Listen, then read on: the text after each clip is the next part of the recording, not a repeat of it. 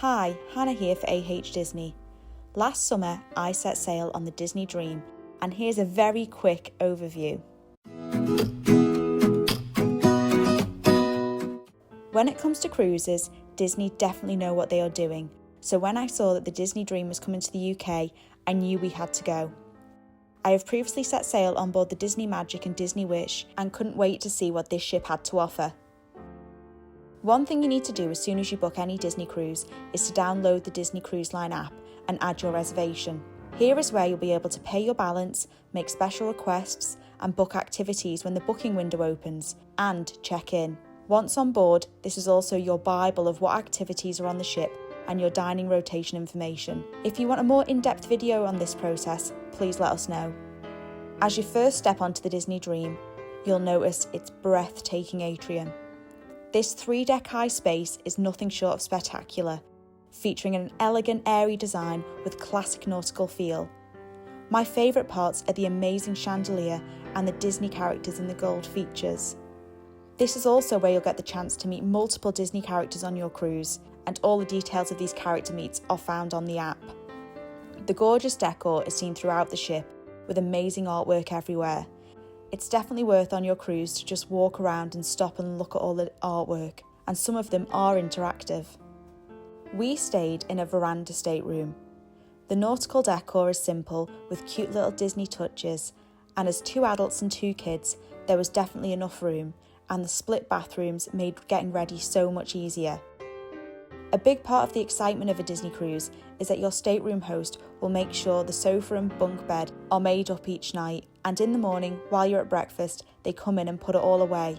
I love coming back to the room after dinner to see which towel animal is going to be left for us. I really appreciate how hard the stateroom hosts work. The first thing we do when we get on board a Disney cruise is head straight for the pool deck, as this is usually the best chance to ride the slides due to low wait times. On board the Disney Dream, you have the aqueduct. You hop in a dinghy and go all the way around the ship, and this was actually very fast, and we only had to wait 10 minutes to ride, but during our cruise we saw wait times of up to an hour, so this really is the best time to guarantee you get to have a go on this slide.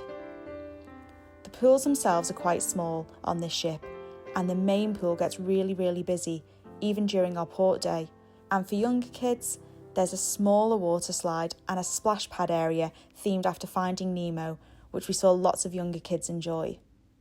On to the family entertainment now, and there's so much going on at once, you will never be bored on a Disney cruise. Some that we enjoyed during our cruise include mini golf, shuffleboard, basketball, different trivia quizzes on all sorts of things from Marvel to villains, quiz show type games, karaoke and bingo, just to name a few. Again, the times for this can all be found on the app, and you can like your favourite ones and you'll receive a notification 15 minutes before they start.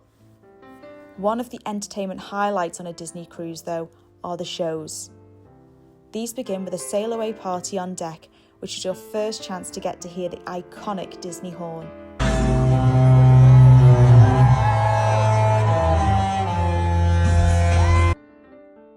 Also on deck is where you'll find the pirate-themed show on Pirate Night. Depending on which cruise you're set sail on, this is where you'll see the fireworks. Unfortunately, on our sailing, due to the rules in the waters, we were not allowed to see the fireworks. But if they're available on your sailing, it's definitely worth to see. In the Walt Disney Theatre, you can see Broadway-style shows. Showing currently are the Golden Mickeys and Disney's Believe, which both include some of your favourite characters and songs from Disney classics. I definitely preferred Disney's Believe, but that may be because the genie is one of my favourite characters. And the highlight of all the shows is Beauty and the Beast. From the talented cast to the incredible staging, if you're only going to watch one show, please let it be that one. And as it's Disney, there's also lots of movies showing on the cruise. Out on deck, you'll find the Disney classics that are shown on the Funnel Vision all day long. Or, if you want to catch the latest Disney and Marvel releases, the Buena Vista Theatre is the place to go.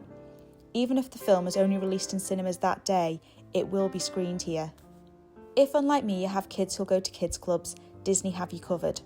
There are 3 tiers of clubs.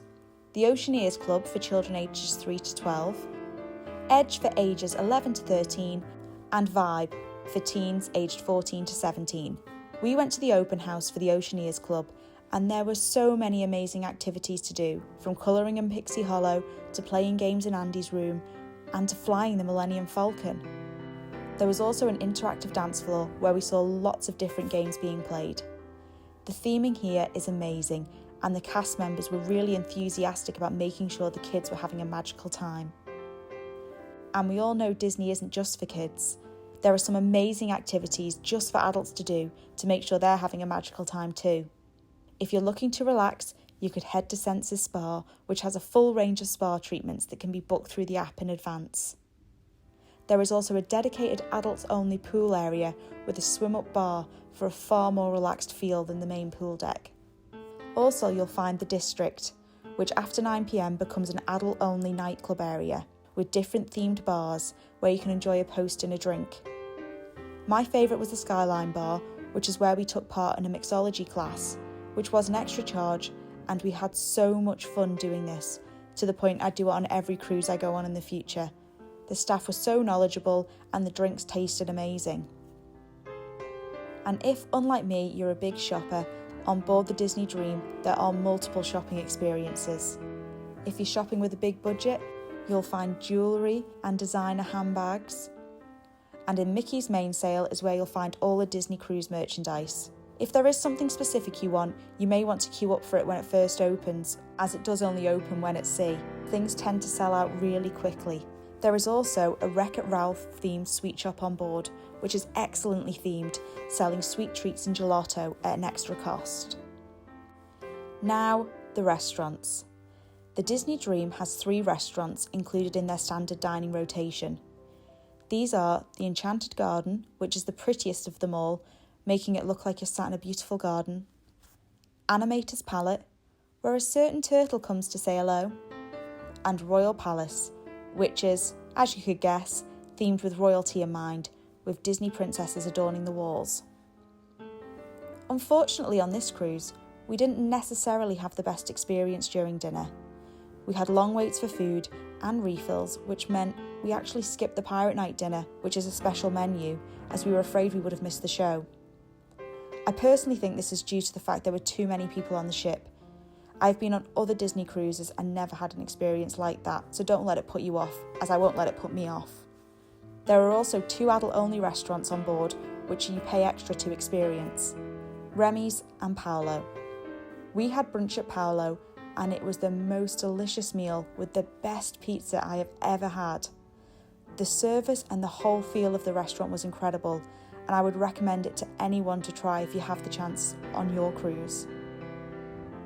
Open for breakfast and lunch is Cabanas. This buffet-style restaurant has everything you could possibly want to eat, with one of my favourite parts being the clock showing what time it is at all the different Disney parks around the world. This restaurant can get very busy, and it can be hard to find a seat, so definitely try to get there early or towards the end of a seating.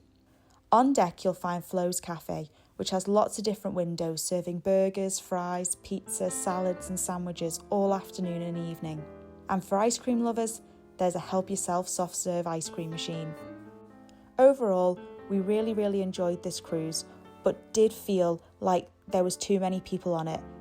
It felt as though every stateroom must have been filled to maximum capacity, so I'm not sure we got the best experience on the Dream, but it definitely wouldn't put me off going on another Disney cruise. So that was our quick overview of the sailing on the Disney Dream. And if you like this video, please subscribe, like, and hit that notification bell. Thank you for being our guest, and until next time, just keep swimming.